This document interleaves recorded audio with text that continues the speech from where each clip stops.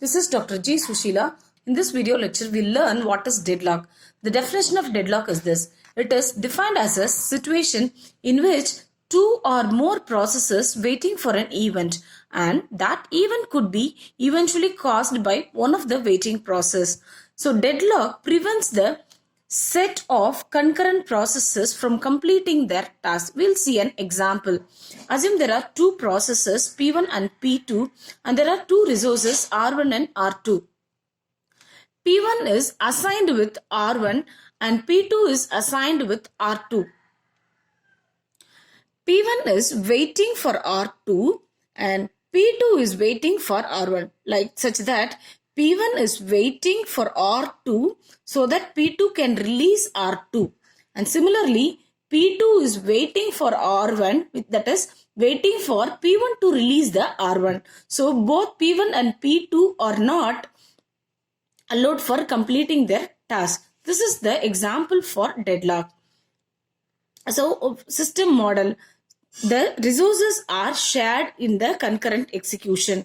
The resources can be R1, R2, Rn are denoted as the resources are denoted as R1, R2, Rn.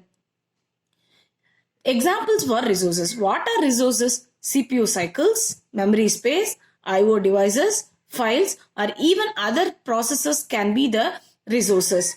Each process utilizes the resources by requesting the resource from the resource manager and use it and release it back when it is completed.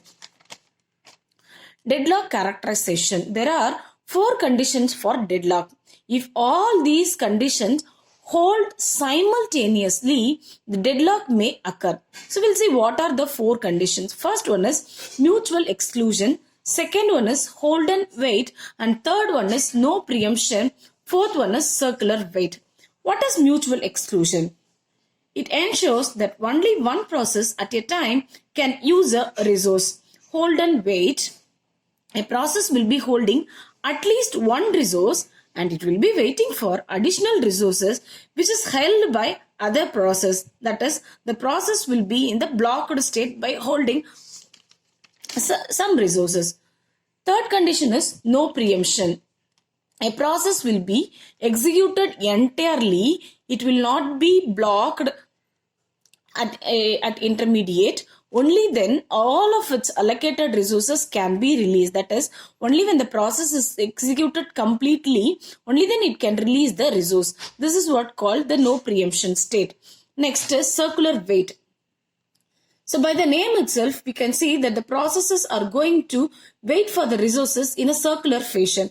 Look at this diagram. We have 4 processes P1, P2, P3, P4 and we have the resources R1, R2, R3 and R4.